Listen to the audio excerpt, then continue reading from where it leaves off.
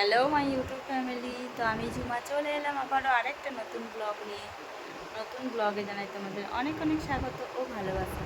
তো এখন স্নান পুজো সেরে নিলাম, এখন যাব জায়ের বাড়ি। ছোটো জায়ের আজকে ছোটো যা আর দেবরের আজকে হচ্ছে অ্যানিভার্সারি।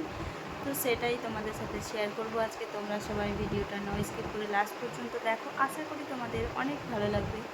এখন যাব, এখন মুড়ি খাওয়ার করব আর রান্না করব। তো সব কিছু তোমাদের সাথে শেয়ার করব না, হালকা হালকা কখনো হয়তো ভিডিও নেব। তো তোমরা সবাই পাশে থেকো। টাটা।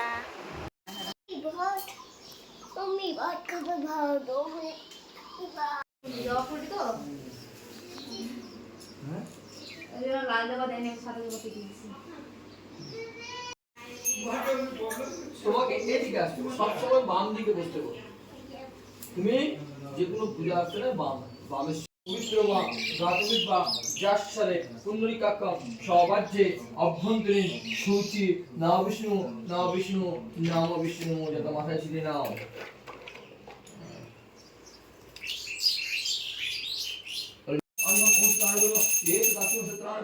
नमो ब्रह्मण देव गो ब्रह्मण ही काय जगत ही काय कृष्णाय गोविंदा नमो नमो सत्तान भूय नमो এইটা তো ইটের গুঁড়া লাগছে। এই যে ही काय श्री कृष्णाय गोविंदा नमो नमो सत्तान भूय नमो।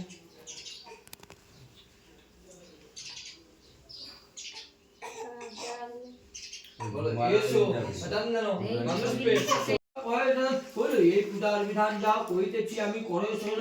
এই পূজা যখন দিন সন্ধ্যার সময় শুভ্র বস্ত্র পরিয়া বধূ ফলনে গদিবে আতবে তান্দ্রা শঙ্করবাগ গুরুদেবের স্বামী সভাবে এই পূজা নিয়ে পরিবেশ হতে ব্রাহ্মণের দক্ষিণাকে ভক্তিতে শুনিবে বন্ধু বলে প্রসাদ পাইবে নিত্য দেবে সে শাস্ত্রের দেখুন শুনেন নমস্কার করি বিয়ে হয়েছে না এইটাই জানো শাখা সিঁদুর কেন করে জানো?